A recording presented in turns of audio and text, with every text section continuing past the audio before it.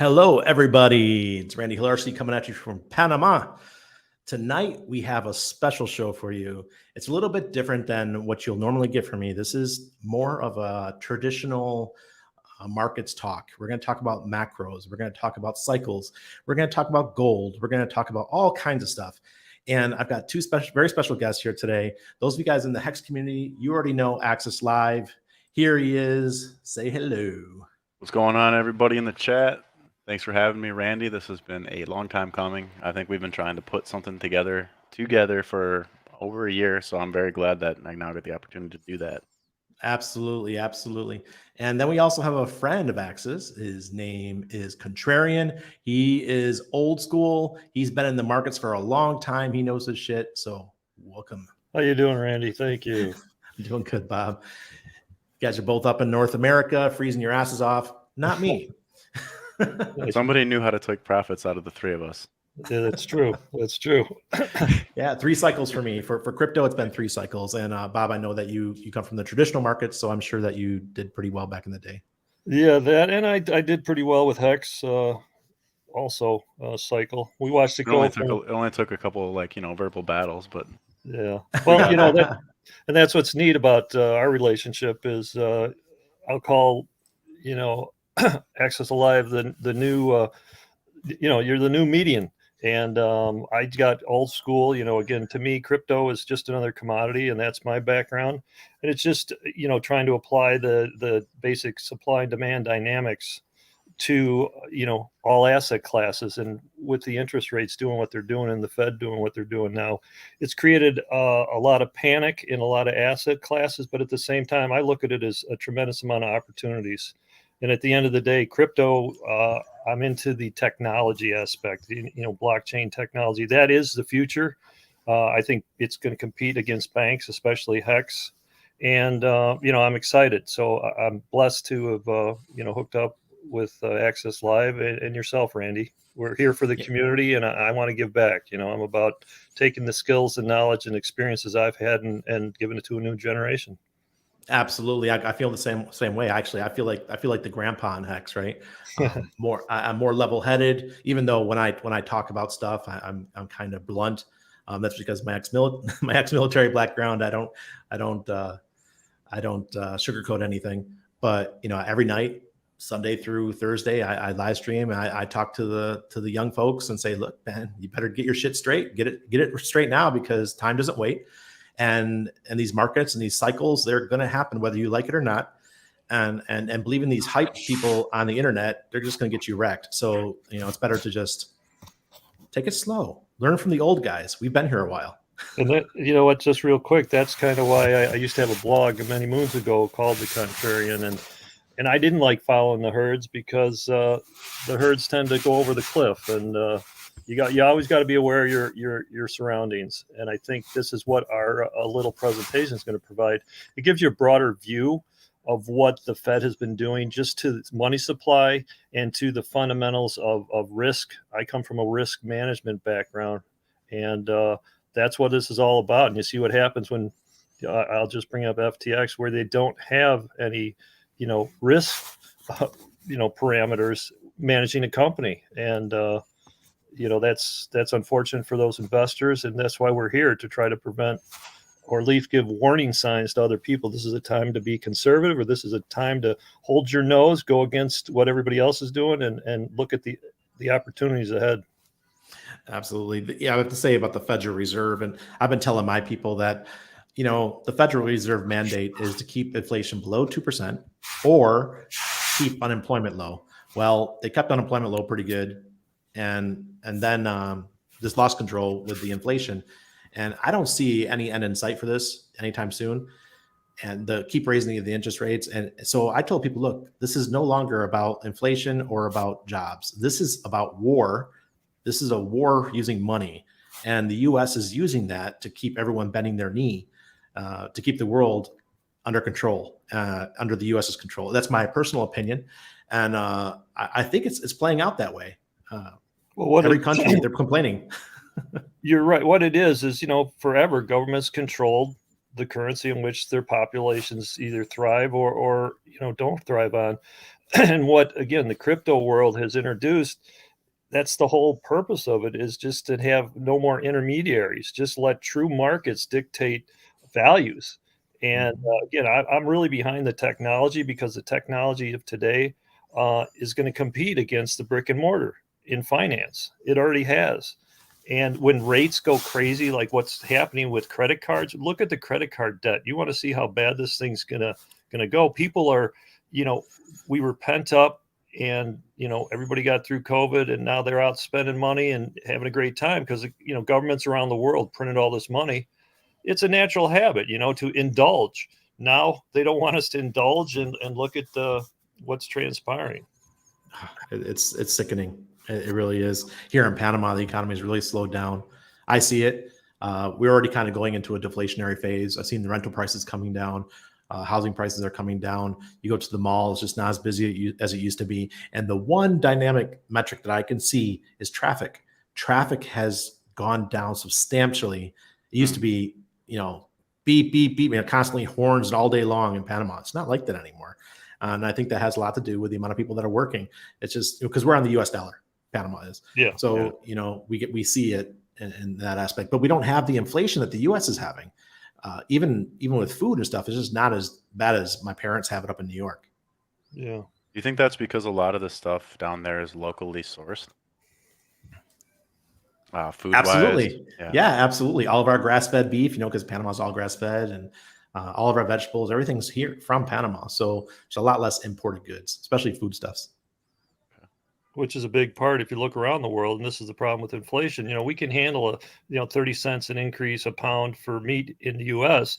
You do that in other countries, 80% of their income is to just buy the basic necessities of food.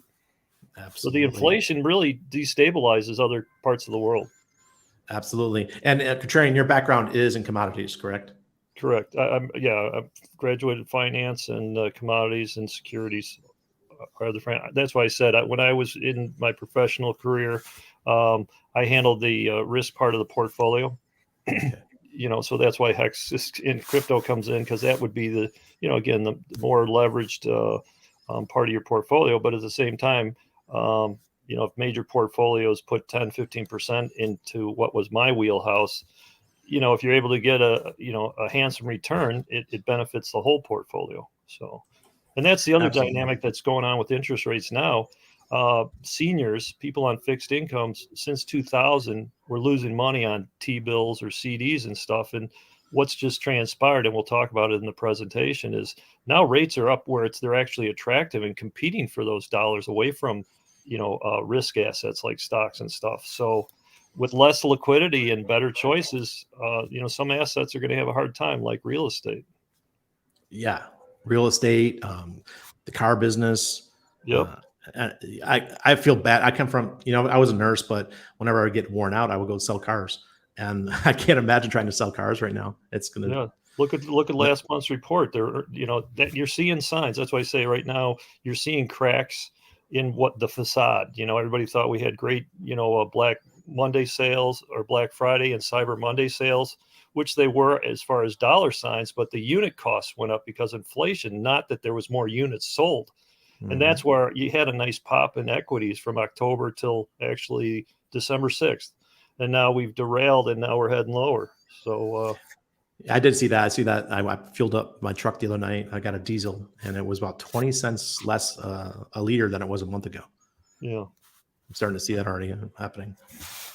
Man, guys, people are starting to show up. Yeah, you guys want to start doing your? We're competing with Corey Costa right now, who's streaming with Charles Hoskinson. So if you're here, we appreciate you coming in early. Really? Yeah, Corey. Of course, Corey. Nice job, Corey. Yeah, I just tweeted it out. I did too. I got a tweet for the link out as well. So hopefully we got people starting to filter in, and we can pull up the first slide. So okay, here we go. I'm going to add it.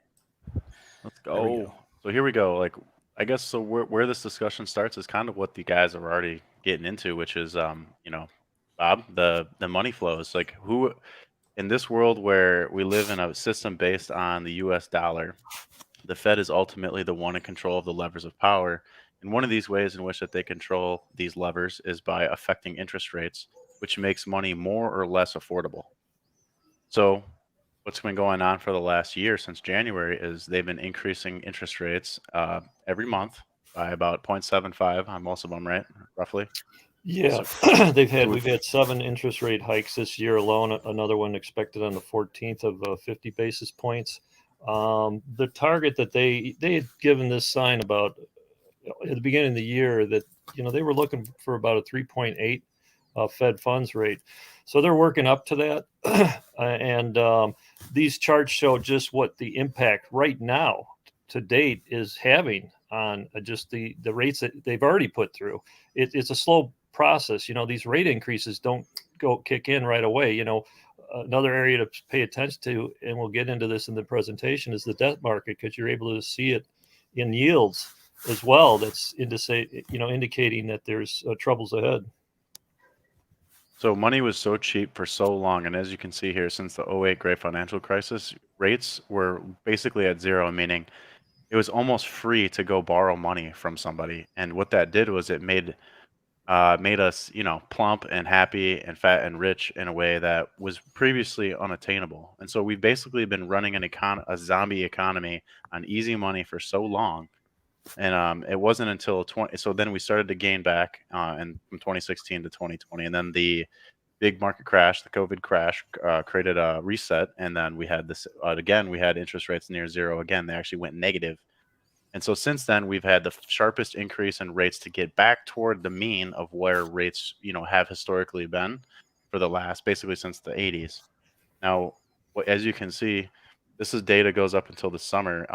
So single family home sales fell, meaning this is a way to correct overvaluations of assets. So in the case of housing, if people stop buying houses, prices come down and they revert back to the mean, which is what the goal of this was in the first place. Because if the prices of everything went up forever, people would not be able to afford anything, and then you'd have a total breakdown of the system, and that just isn't allowed. So instead, you hurt a small subset of people by crushing demand and then lowering prices, and then eventually somebody picks up the tab. That usually ends up being the Fed later on with their huge balance sheet. Well, again, what's transpired also with the Fed, the big part you kind of left out during COVID is the world economy shut down, and governments around the world subsidized the people that were at home. So that's why, everybody's net worth went up for 2 years because of the trillions they pumped into everybody's pocket. And then when, again, COVID was over, then you had the world restarting, the world's engine, everybody wanting every commodity at the same time. And of course, it's basic supply and demand. Then inflation went, and of course, the Fed was slow to react, as well as other central banks. And they found themselves, inflation was what, 9.1%? Now it's down to 7.7%. But unfortunately, their target for inflation is 2%. So there's two things that happen. They can either reevaluate their 2% target, or they can keep doing what they're doing, which is destroying the economy and bringing it to its knees. Unemployment wise, they think they can do it with a 4.5% unemployment rate. Right now it's at 3.7.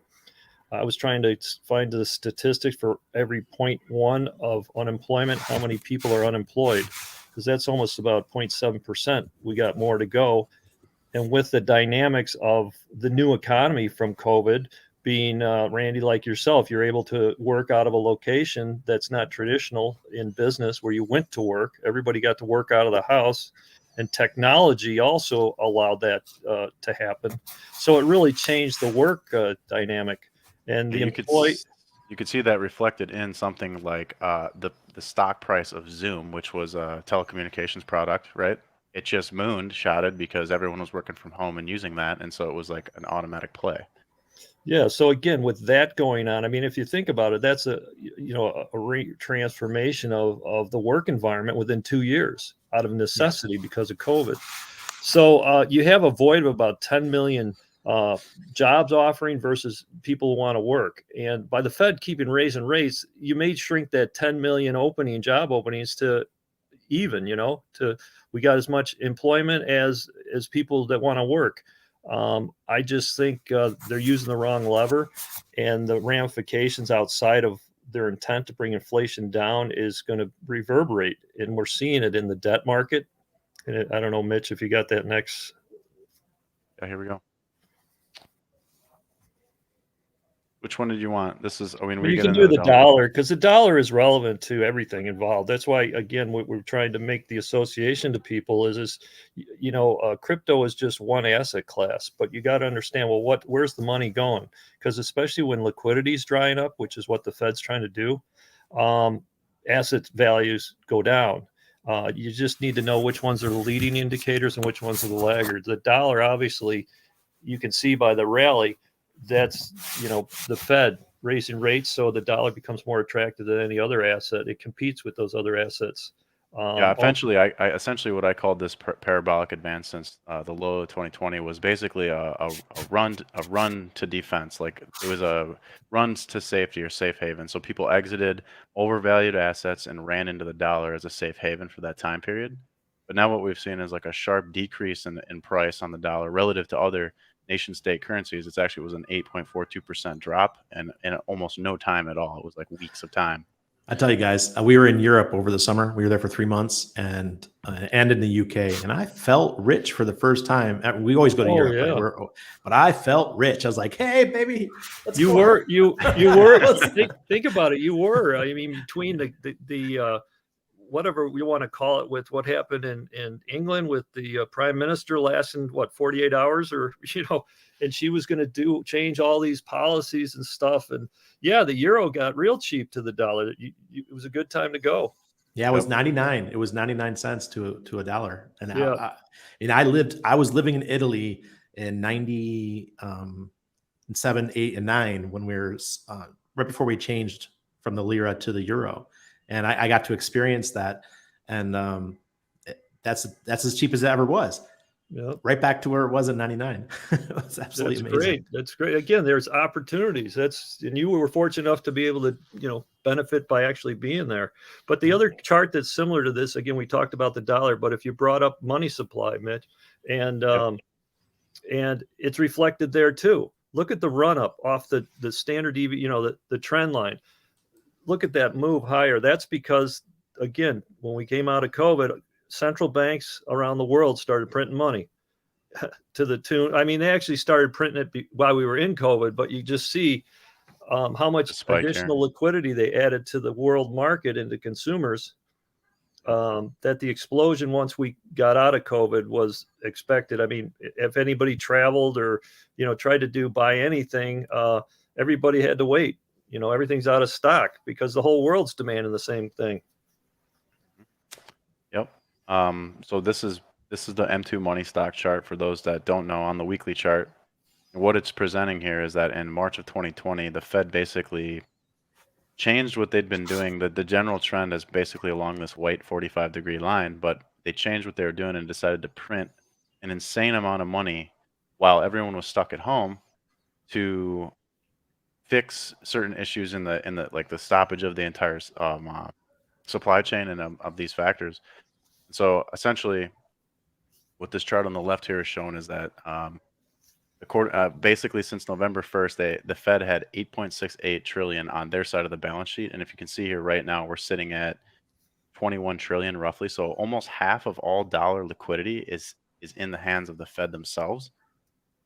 And you're seeing that now the money supply or the liquidity that's available out in the wild is actually starting to roll over and go like deflationary, so to speak. So this is going to put pressure on people because now asset prices will come down, but rates will stay high. And so they're still going to have to pay their obligations at higher rates. There's going to be less money available to acquire out in the wild. So it really is a kind of a terrible squeeze on the economy to try to get things back into some sort of base price that's more a true pricing mechanism instead of an inflated price that's a reflection of the increased amount of dollars in the supply. So are we looking at more foreclosures and more repos and all that kind of stuff in the future? Well, it looks like that's what's going to happen. The interesting thing is, we might as well talk about the real estate market now, is, again, that's being devastated. It has been since they, earlier this year. And think about it, people that were looking, first-time home buyers that were looking for mortgages, just within that process, let's say it took you 90 days to look for a home, you could have had your monthly increase go up $300 or $400. And it killed the supply, the supply, meaning the consumers that wanted a home. And that's where they're at now. The other dynamic is people thought, okay, well, we'll ride this out on real estate and they'll come around because people will move. No, they call them the golden handcuffs. I actually had it. I had a place in Florida about 2 years ago, actually 2020. I got a 2.75 mortgage rate. Ridiculous. It was free money. I'm like, oh yeah, I'll use the bank's money. And with the real estate play in Florida, it was a good trade. But now the rates are up at 7% in about 7 months. So think about that. 2.75 to 7% strictly on mortgages. And that's somebody who's been in the market. Hey, Bob, come on. Remember the 80s? I remember my parents, I think it was 87. We got our house at 11.5% or something. Oh yeah. When I got my first house, it was an ARM, right? Adjustable rate mortgage at 9.50. But the funny thing is for the next 9 years, it only went up once. That was the beginning of the market's turn, interest rate wise, going from 15% interest down to zero. And nobody ever thought we'd be here or be where we were the last 20 years, right? Free money. Money just became, it's like being able to eat have your cake and eat it too. The consumer, the government, businesses, what all this facilitation of all this liquidity, the Fed went around and they were actually doing it with corporate debt. Their last, QE, they were willing not only to take on mortgages to expand their balance sheet, they were taking corporate debt. So corporate debt issues debt to them. They give them a bunch of cheap money. So what do these companies do? They basically keep their stock prices high, right? They either offer better returns or they buy their shares out of the market and to watch the stocks keep going. I mean, this was the machine that the Fed was doing the last couple of years. And now, again, I can't emphasize enough. If you want to Carvana, just look up that stock someday, and you'll see what heavily debt company in that environment, it's coming to the mountain right now, as I like to say. If you can't finance it, you're out of business. And that's the next thing that's going to happen. Again, this succession. Yeah, this gets into where the money's going. So Exactly. Again, if we go back one slide, to the dollar slide, you can see that there was a sharp decrease in dollar. Well, anytime historically that has occurred, you start a bear market. Now this is a monthly time frame, so this is years of downtrend of the dollar represented on this chart from 08 to 2012. I mean, yeah, it was volatile, but these were volatile times post the GFC, Great Financial Crash, and that was a recovery period for the S&P and for the stock market where it just went sideways within a range. It never really made new highs. And so if you try to translate that to today, this is effectively saying that these kinds of big candles down have continuation built into them. And so what we tried to do for you here was give you a few fractals that have occurred in the past and try to explain the fundamentals that would drive some of these fractals. So, and kind of how that would affect the cryptocurrency markets and the housing markets and the bond markets and that sort of thing. So in yellow here, you can see the dollar strength. So the yellow is if you came up and if let's say this upper middle support band held as support coming into 2023, and asset prices continued to fall, rates continued to rise, and people fled back into the dollar, you could see sort of like a double or triple top that really wouldn't come off until February of 24. So sometime in the late winter, early spring of 24. And that's when you'd finally get your dollar breakdown where you'd start to see asset prices rise again after valuations started to return back to their baselines. Now that's like a multi-year bear market, right? So that would mean that in crypto, we're sort of in the trenches right now where the opportunity zone to buy is when the dollar goes back up and to sell is when the dollar comes back down. And this could be a volatile couple of years. So you can expect some of this kind of price action to be a possibility. Yeah, and again, just for some numbers' sake, like the 103.50 is interim support, and around 109 is I think the resistance level. Again, personally, I think we're about a 2-year dynamic until we come out the other side. There's rebalancing still going on from COVID and all this excesses of central banks, and they're doing a job of raising rates. And again, to me, I think you had a historical average is 8% on the long end is the mean. But they're just getting there way too fast. The steepness of this rate increases, the impact on the economies around the world is going to be felt for a while. And I think, again, the presentation's showing that. Yeah, and because of that fact, so that's where you get this purple fractal from, is because, there is the possibility that the Fed has really undermined confidence in their ability to control inflation and to keep the rails on the global economy. So if that were true and you saw foreign states start to abandon US sovereign debt and maybe hoard precious metals or try to get on their own cryptocurrencies or any of these kinds of fundamental catalysts, you may see, instead of the double or triple top on the dollar, maybe you only come up and you bounce off that 109 level and reject hard through the mid bands and then start to try to range, in the old range here between 94 and 102. And this would spell an initial pump in asset prices where, like gold, which has already shown a triple bottom and a divergence, and it's starting to decorrelate away from downside risk. So that would be another potential possibility. And it seems, because of like how Randy had mentioned earlier, we have that power play on the table amongst the elite levels of governments, that maybe that's kind of what's going on here, is that there's this breaking down of confidence in the Fed and so as an individual, a retail person like us, like how can we best hedge and protect ourselves from the fallout and the damage of that? Yeah, you've also seen some fundamentals of China and Russia. I mean, the dynamics, nobody can look at avoid the white elephant in the room, and that's Ukraine. What's going on there?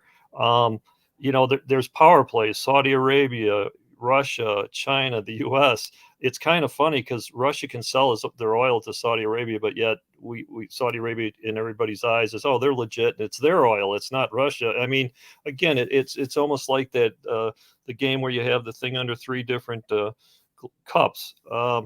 It's like, where's it all lead to? And I think what it is China and Russia want to get off the dollar. Russia said that very apparently. They don't want the dollar to be the number one currency in the world. And you know what? Again, this is why I'm into crypto. Nobody wants to be regulated or have somebody be able to manipulate their economies. And Randy, like you said, the dynamics has become a war, but in a different mean, right? It's not, there's no bullets or guns. It's political. Economic warfare. It's technology. It's being able to manipulate, the people of the world, whether it's through social media or anything else. And that's of value and importance. Elon Musk, you see it. And so the dynamics are changing. At the end of the day, this is why, again, crypto is going to benefit, because it really breaks free the true meaning of, commerce and without a middleman. Yeah, and if that were to be true, I'll just finish up with the third fractal, and then Randy, glad to hear your point on this. Sure. If we look here, let's say the market is wiser now. We have information at blazing speeds, and we're all becoming smarter market participants every day. And the Fed catches wind that these other nation states really are going to abandon, like ASAP. They will be forced to pivot early, and it could create just a complete dollar destruction move on the dollar chart, which has happened before in the past, as noted here in this red fractal. And so what that would mean for asset prices is it would cause like a decent run up on cryptocurrencies in the short term. Now, how likely is that? I'm not so sure that occurs that way from this point, but maybe you could see a move like this later down the line in 2 or 3 years. Yeah, absolutely. So I want to talk to that for a second. So we have BRICSA, Brazil, Russia, India, China, South Africa, and Argentina now. Argentina has joined the BRICS. They are looking at having asset-based digital currency. And that is happening right now. They're working on it. When that happens, the dollar is just fiat. And for those of you guys who do not know, if you don't follow cycles, this year we're in the Jubilee year. Every 50 years, we have a Jubilee year. What happened 50 years ago? The US dollar went off the gold standard.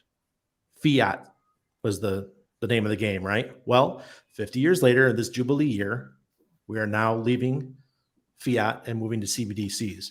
And whether you like it or not, CBDCs are coming. Oh, someone's beeping their horn.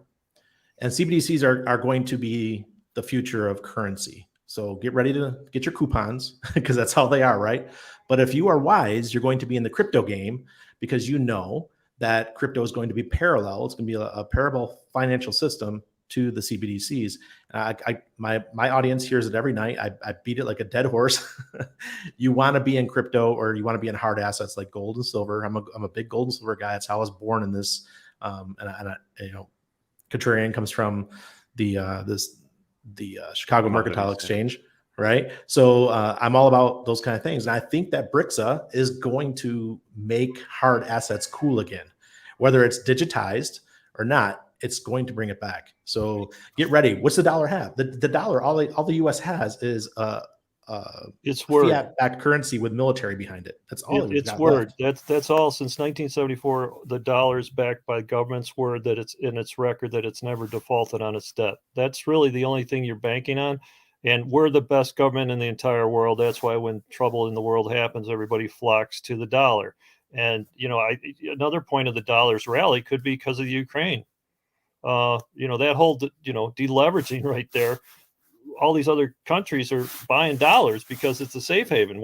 You don't know the dynamics of war, but to think, and then some people may think, okay, the strong dollar was the reason for inflation, but technically a weak dollar is inflationary. So I know it's hard to, understand how can the chart go two different ways and still be negative for us.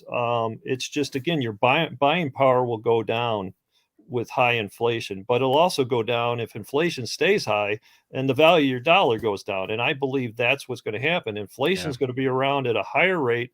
I don't think 2% is a realistic 2% Fed inflation rate by the Fed is about as outdated as zero or negative interest rates. Those days are gone forever. And because, again, the catalysts were locking the world down for 2 years. And I mean, people don't understand the dynamics they're living in this today. So it's interesting that you're saying that, because this chart here tries to describe what you're saying, which is you see this chart as like a complete downtrend forever. And what this chart is recognizing is it's the value of the dollar over the money supply, the M2 money stock. So what this is saying is during these inflationary periods where the Fed decides to print heavily, there's more dollars coming into existence, and then the dollar valuation is not given a chance to come up for air. So this chart is basically showing you that you're losing purchasing power over time, and your savings is getting inflated away. And to put it in another way is, again, the yield curve. The yield curve is an inverted curve now, and what that means is you're actually getting paid more money by, again, the government debt, and tips are one, and I bonds are another, which are relatively new for us old guys, because now it's a debt instrument that's tied to inflation rates. So that means these guaranteed by the government T-bonds, I think they're at 6.8 something percent. Well, people know if they've gone to their savings accounts since 2020, nobody's been able to make money on their T-bills or CDs after taxes. This is the first time in almost 23 years that fixed income market, those seniors, are able to be properly diversified into an income-based, flow of money instead of appreciated value, which is what risk assets have gone through for the last, why money was free. So these dynamics are changing right now, and people have to be aware of it. So when rates on a guaranteed issuance are competing for less liquid assets, less money available, it's going to be harder for some of these higher risk assets to, have the kind of gains that they've had in the past. So let's see, how do I piggyback off that point? This chart, you can show the inverse of the yield curve. We're getting there. We're getting there. I'm out So of sorts. Sorry. I think the other thing too is just to mention with this chart here is that so from like 1984 to 1987, we had an 822-day period where they must have printed heavily, and so these are like the money supply getting inflated, and then these long arcing pink bands is when asset prices starts to rise again. So what we tried to do with this chart was show you where the big revaluations occurred, and then kind of like trying to project out how the dollar might be react relative to the money supply going forward if the Fed just kind of like does what they've done in the past. So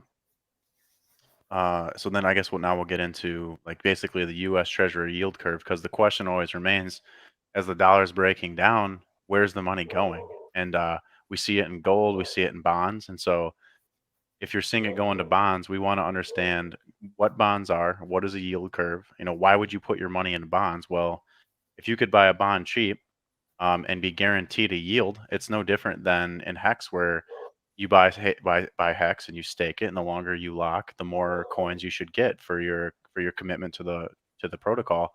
In the same way, that's how it's supposed to occur in the Federal Reserve bond note system. But what's happening right now is that the shorter end of the bonds, meaning like the 1 year and the 2 year notes that are locking your money up for shorter periods of time, are actually paying better than locking your money up for 10 or 30 years. So it actually is it's not accomplishing the goal that actually was set out with Hex, where the longer you lock, that's permanently going to always pay you more.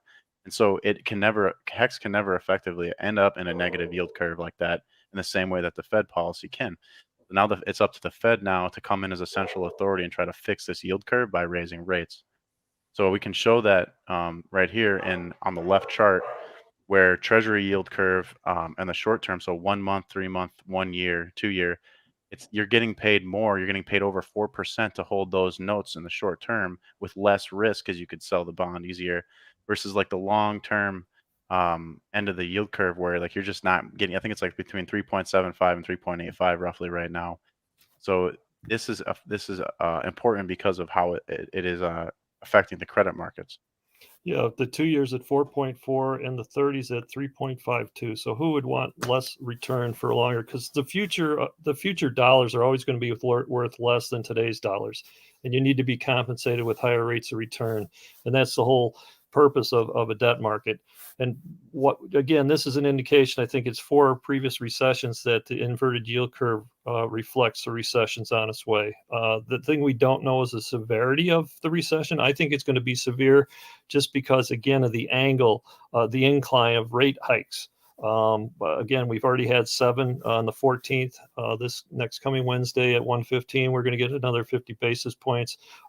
They're probably within 1 or 2 away from being done with it.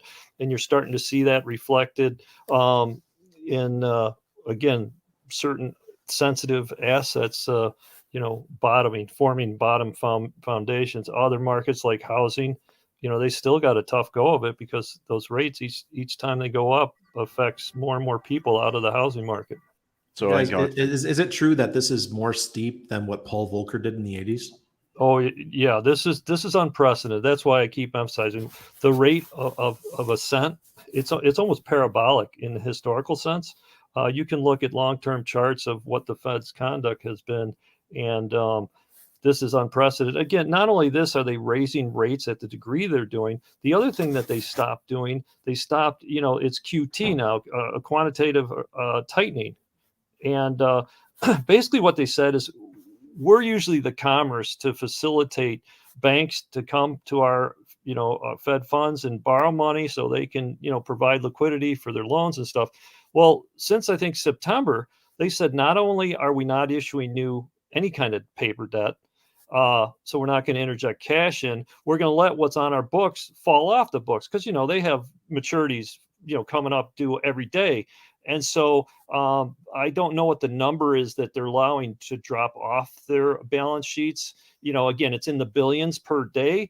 But at the same time, with some of these new initiatives that they took on with, again, putting inflation adjusted securities out there, like these TIPS or these I-bonds, those are obligations that they have to pay these people. And if they're not printing money or they're not in the system, how can they take liquidity out? And at the same time, how are they fulfilling their obligations? Because the net, like you and I know, we make so much money, but if we spend more than we take in, where does the Fed go for credit, I guess is my question, if they're not participating by printing money.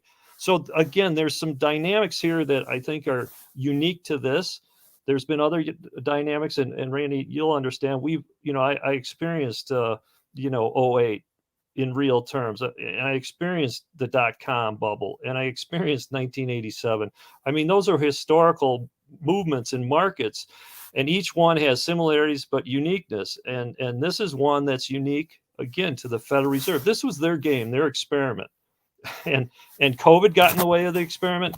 What's called non-banks have gotten, just look at all the non-banks that handle your money that aren't insured and not, monitored by any agency. FTX. Yeah, yeah, so there's a lot of abuses. I mean, when the Fed started printing money during COVID, the Fed acknowledged, hey, we're doing it in such a fast, erratic behavior that there's going to be fraud. There's going to be corruption, but as a percentage of how much money we're trying to save jobs by nobody losing their job, they didn't care. They went ahead with it. It's ironic that now they're going to go and take their jobs back. Well, yeah, now they're taking the money and saying, hey, game's over. We're changing the rules. But again, the abuse, the addiction. So it's interesting because it's interesting because cheap money, free money for 10, 20 years. And so then if you're looking at this chart here, I'll try to explain it. This is showing you the spread on the Treasury yield between the 10-year and the 2-year note. And what it's saying is anytime that that this blue line falls below the red horizontal line, that is predicted a recession. So this is the sharpest decline in that valuation since the 80s. And now you can see here these spikes down in 87, the dot-com bubble in 2000, and then again in preceding 08. And look they barely tapped and sneaked their head below, but now currently we screamed lower on this, and it's looking like it's going to be a long fight here to fix the issues in the federal system. And this is why I keep coming back to that the Federal Reserve is undermining confidence in their ability to control the rails of the global economy. And they don't know what they're doing. That's what the perception is. They don't know what they're doing. They were too slow to react to, signs that inflation was going to come. They just kept the accelerator on with the printing of the money. And again, now there's talk that Powell may not even be around next year. Nothing like leaving the situation halfway through the game. Yeah. That's convenient. So what before we go into this one, there's always a bull market somewhere in these recessions in something, in some asset class. And my bet, I know I might be I might have my own ideas, but I think crypto is going to be the place that's still going to perform well even in a recession, because it's one of the few places where people can still make it, can still win. And I just don't see it in real estate. I don't see it in, commodities might do well, but that remains to be seen. Depends on how bad the recession is. We have some commodity charts coming up. There's benefits. Yeah, there's sectors that benefit. No question. Yeah, it's interesting. It's funny that you say that. I'm going to pull out of the presentation for a second and show some charts. So it's funny how you say there's an economic war going on, but there's also a legitimate war going on, and nothing shows that better than when you look at the defense stocks. And this is something that Crypto Sniper actually turned me on to recently, where BAE Systems, Caterpillar, Lockheed Martin, they're all trading at all-time highs right now. Raytheon, Tails, they're all up there at all-time highs. And the question remains, how can look who's getting hit right now? It's the tech stocks that are just getting hit the hardest. And so we will go into that further and kind of support where's the fallout happening, and where is the bull market right now. And the precious metals is one place, defense stocks is another, and the bonds. Yeah. And by the way, I'm going to be seeing Crypto Sniper soon. He lives here part-time in Panama, so I'm going to hang out with him. Well, when you see him, you make sure you give him a hug for me. Yeah, I will. Yeah, I was supposed to come see him. But Randy, you're right. This is what I'm. There's a market anywhere. The thing I like most of all, there's volatility, and volatility creates opportunities. When markets don't go anywhere and they go up and down, it's called chopped up. That's why when you're a trader, you get chopped up in a sideways market. But if markets are trending, then again, bullish or bearish, you don't care the reason why. You just want to know where support and resistance are. So, and that's, again, there's opportunities. Gold is definitely one. I've just identified the VIX. VIX is, breaking out. There was a couple charts. VIX was moving higher. On that shortly too. Yep. So just maybe to go, we're coming up on the VIX. We'll come up on precious metals shortly. I just want to finish off with bonds here, and then we Go can ahead. get into that. So, dollar crashing, people are going to seek the next thing, an easy money with yield. You have all these boomers that have all these millions of dollars in their 401ks and their IRAs, and they're thinking, well, where can I retire and put it into something that can produce me a monthly income? And so right now we've just seen huge increases in bond prices. But I did want to bring your attention to how the yield curve inversion might play out now in the short term into the next year. Anytime that, so inside of this yellow band is where the 2-year bond usually trades. Well, when it gets above, it only stays above for a maximum of 60 days. Right now, it was trading, as of this morning, it was trading above that band. So above it is a sell point, below it's a buy point, just based on the traditional thing here. So there's huge opportunities on the 2-year here, buying it as as they try to fix the inversion, it just gets bought right back up because the rates are so high on that note. So, but again, this is going to only be above here for 30 to 60 days, and then you may get opportunity back in the band as the Fed continues to raise, doesn't pivot, and tries to fix that yield curve inversion. And then to support that argument, here you got the 2-year yield. It's basically bumping up into the highest interest rates, where we have this resistance from 05 to 07 at about 5-ish%. And you can see we're in this giant descending broadening wedge. And it looks crazy with how volatile these markets are. It's just a huge opportunity zone in 2 to 3 years to see these kinds of changes. But it really kind of, what it does is it shakes my confidence in this product if I'm looking at it from a per product perspective as a customer. What you can see here is that potentially that we're running into that resistance on the 2-year yield, and so it's starting to roll over. And eventually, I expect this to crash back down. And then maybe the 10-year and the 30-year gain dominance again in yield. And to support that, I have this chart, which is the U.S. bonds 10-year on the monthly, and I'll bring your attention to this point here, where the finger's pointing back to February of 2020, where we had this rising doji candle, and then we had the institutional pump higher the same month of when COVID happened, right?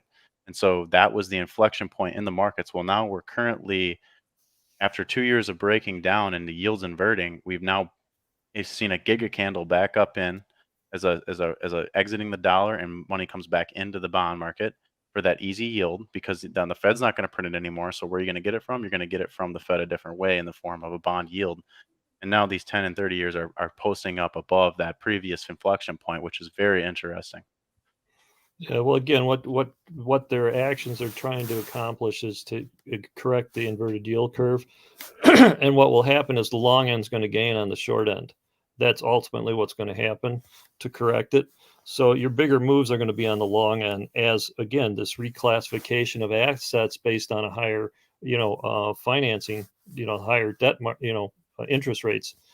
That's why I say this reclassification, or if you want to call it readjustment based on higher inflation, is what's been going on. And that's why the volatility has been so extreme in all asset classes, because they all are based on dollars. So, yeah, it's ugly. It's happening quick, but that's why I'm looking at, going into 2025 is then I think there's going to be, a lot of potential in a lot of these markets. So, but we got some pain to go through. We got time.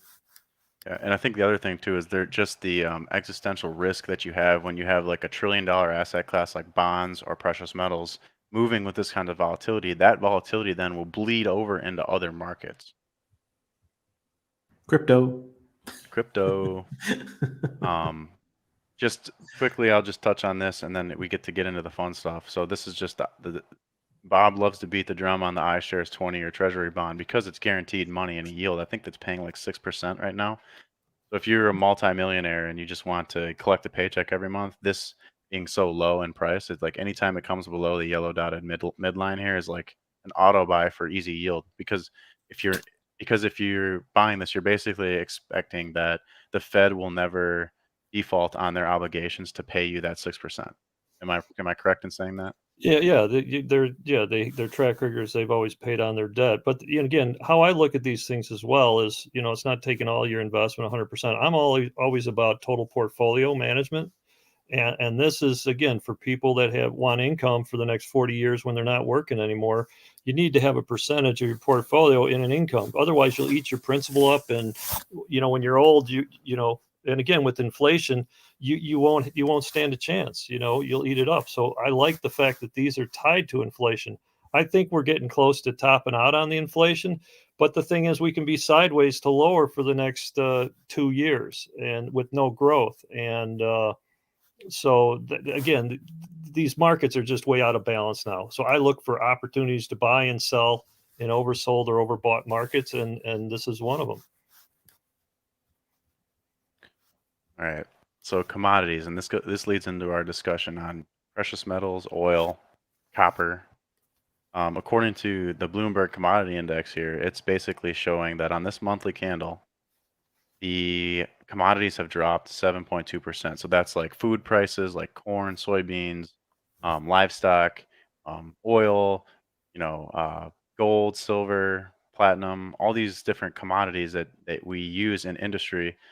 They're coming down in price, and they've been coming down in price since the Fed started raising rates. And that was the whole goal, was so that prices wouldn't go up forever, and then you price out everybody and break the economy forever. Like, you need to bring things back down and deflate that hot air out of the system. And so how they're doing that is by the levers of the Fed. They have one method is to raise rates to make money more expensive, to make so we basically it forces people to go out and innovate in the economy and innovate with technology.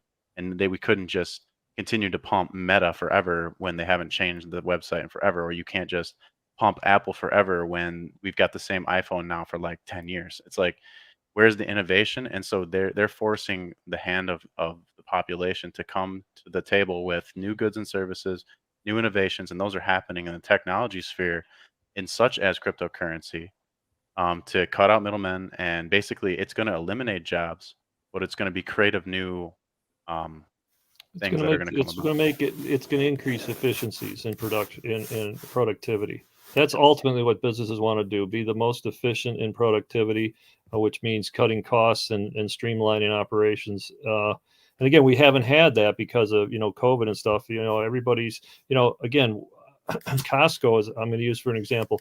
I've never seen as much product marked down and pushed through the door to get out, because they got more coming in through the back door because all this logistics hiccups all over the world. China's open, China's closed. They got warehouses stored of furniture all over the United States because they had to put it somewhere. Now they got to get it moved. And again, until that's all balanced out, you're going to see this. The other thing that's interesting about these, the commodity complex, is by raising rates, what they wanted to do is reduce demand at all costs. Demand destruction is what the Fed's mission was, and they'll be able to do it to a lot of commodities. Ones that are sensitive to that would be copper. I mean, that's a market that you'd keep an eye on if you really want to see a turn in manufacturing. Copper will be one of your first signs. Oil also, I think that will be another indicator. That will let you know factories are ramping up again. So those are some leading indicators. But some other commodities, again, the Fed doesn't have any ability to control, and some of those are agriculture. Again, because of weather, and you live in an area, Randy, where weather is a big part of everything. It provides a lot of benefits, and for growing seasons or cattle and things like that. So if raw grain prices stay high, how does that affect the meats? The cattle market. They're paying higher for feed, and fuel maybe has come down, but so there's certain aspects that are going to be driven by other factors like weather and seasonality that the Fed's not going to be able to control no matter how high they raise rates. So that's why I believe the inflation rate of 2% is not realistic. Some of these raw costs are going to stay high just because supply and demand is going to stay tight. I have to agree. I'm gonna talk local for a second, and people don't realize when you talk local, it changes the whole dynamic. Because here in Panama, we don't use grain. All the cows, all the cattle are grass fed, so it's based on weather. So if we go into a dry season, the dry season extends 4 or 5, goes next for 2 months. then we start cattle dying off. That's the problem that we have. And those are the years when the beef prices go up a lot. But this year, even though there's high inflation across the US with meat and stuff, we're not seeing that because we've had a great rainy season. So all the cows are fat and happy right now. And well, you got just think, Randy, you got a nice dynamic because you don't have to import anything. You don't have to move any of the feed. It's just they're there and it keeps coming on its own. All you got to do is hope, like you said, the weather's cooperating, the grass will come back every year. I mean, that's a luxury. That's why it's actually better to find in the world that type of niche market where the weather provides, right? Like old school. We were all farmers at one point. And it's funny. You guys have just made me realize that a lot of this is really boiling down to the breaking down of vertically integrated megacorps via the logistics breaking down. And so what we're having is those economies that are more locally based and they do have low overhead, such as the cattle industry there in Panama. I'm sure that's happening all over the globe where there's certain places that have that where they're not as affected by inflation because they're not so dependent on the dollar, which has its own problems of the complexity. You know what they did too on top of that? When we did have a severe drought a couple years ago, they just put the cattle on the trucks and they brought them over to the Caribbean side where it was always rainy. And they just ate the grass in the Caribbean. Because you know what they do in the United States, right? When we have cold, brutal winters, instead of spending for feed on their feeder cattle, they'll take them to market and slaughter them. And then again, you get prices dropping because they flood the market. But what does that do out in the April contract? Again, you need that food down the line. It gets back to that on-time inventory. It even applies to the agriculture market. They don't want to have excess supplies. I don't know, Randy, if you heard, but this last fall, the Mississippi River is down historically low levels. They can't move barges of grain. And here all the farmers, got all the grain out of their fields and they can't move it because the Mississippi is down on its water levels. So so they got to rail it or truck it, which again adds to the cost. These are things people don't understand. They don't look at the things behind. Do you guys remember the Panama protests earlier during the summer? It was, I think it was July, August, September when they were blocking the roads. It was all over the world news. Oh, Panama's protesting. And they did block the roads. And what people didn't realize, well, when the government said, "Oh, we'll save you," because they were protesting because gasoline prices were going up due to inflation, right? Because we have to import our gas. So what they did is said, "Okay, we're going to take 20 cents off the price of gasoline, and we're going to put 20 cents on the price of diesel." And I said, "Are these people economic idiots? They don't realize that's going to cause your food costs, which are trucked using diesel vehicles, to go up." I was like, this just proves that education is so important. Yes. This is like a lot of the goals that Bob and I set out to do when we put this type of stuff together. I got a website coming soon either at the end of the month or early in Q1 of 2023, accessalive.com, and we will be doing deep dive analysis on all markets to try to get an understanding and to educate you guys on what's important so that we can live in a better world where we have a smarter market. Because ultimately, we have a smarter market, it should be a truer market. And when you combine education with powerful technology like cryptocurrency at limitless speeds, the implications for that are really endless as far as like true progress in the world. And I'm bullish on humanity. I think that we're good by nature. And yeah, there's evil people out there and all this and that, but ultimately, we need to go back to living locally. We need to break down the megacorps and all of the vertical integration to the best of our ability because we do have the power of the internet now. True. Absolutely. Hey, let's ask a question to the chat. I just want to because we're going to have a talk after the charts are done. But hey, guys, what's your favorite asset? Just go ahead and put in the chat what your favorite asset is. That's a great question. I'm very curious to know, what people think about a lot of this stuff. And what is your favorite asset? I'm curious. It can't be their girlfriend. Well, I mean, we'll be politically correct here. So let's just quick touch on a couple things. So this is the 2-week copper chart. And the reason why we look at copper as an indicator is because when copper price is going up, effectively what that's saying is demand is going up and copper is used in industry all over for all sorts of things. So you try to look at this as a leading indicator of economic growth in the system. But on this 2-week chart right now, even though copper price was going up this morning, it's in a rising wedge, which is typically a bearish pattern. And I already showed you how in the commodity index, how commodity prices are generally coming down due to the, again, Fed raising rates, lower demand, stuff comes down. So it's showing you the indication right now that it's about to reverse potentially at this level on resistance. Not to say that that plays out 100% of the time. Because like, look, if the Dow Jones keeps going up and the industrial keeps going up and vertical integration keeps working, then yeah, this will keep going up too. So something to keep in mind. And then we can get maybe into some precious metal stock. You want? Yes, please. My second favorite topic. Yeah, gold. Again, gold had turned for me on I think it was the weekend candles, probably about 3 weeks ago, where it actually closed the first week on a green candle a long time. Again, it was actually around the time the bonds did it as well. So those two markets pretty much put their lows in around the same time and have had a pretty substantial run. Gold, I'll say, and silver. When you get into a bullish market in the metals, you tend to see gold lead, but percentage increase wise, silver is one to keep an eye on because silver will actually percent wise move more. It's kind of almost like Hex and Bitcoin right now, where you're going to get again what they call the poor man's gold. Silver, getting some decent moves to the upside. But gold, I think, is going to be posed, and it's also indicating on a fundamental basis that rate hikes aren't the answer. Inflation's still going to be around, and now that the dollar is rolling, gold is a safe haven. Gold is a hedge against inflation, and not only against inflation, but against the devaluation in your currency, whatever it may be. So gold has been underperformed for quite a while. Everybody thought that gold would have the run during, again, the risk on phase of the market last year, but it really didn't.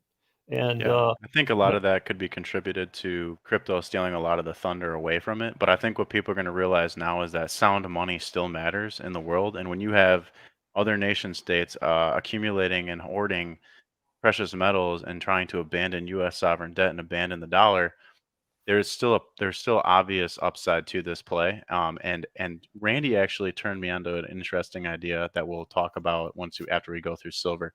But I just also wanted to talk about how this is one giant cup and handle that had been forming for over a decade. And this is literally just came down to its low. But if you just extract out the attempt here to break higher and then the failed breakout, it really is just one big giant bull flag with a failed breakout. So, gold is still looks incredible. And I think just recency bias has got us forgetting that this still looks great from a technical level. And again, yesterday, actually, I got my numbers yesterday or last night, whatever you want to call it this morning. There was a critical level that if we didn't hold, that 1780 point, and we did, and man, we closed strong.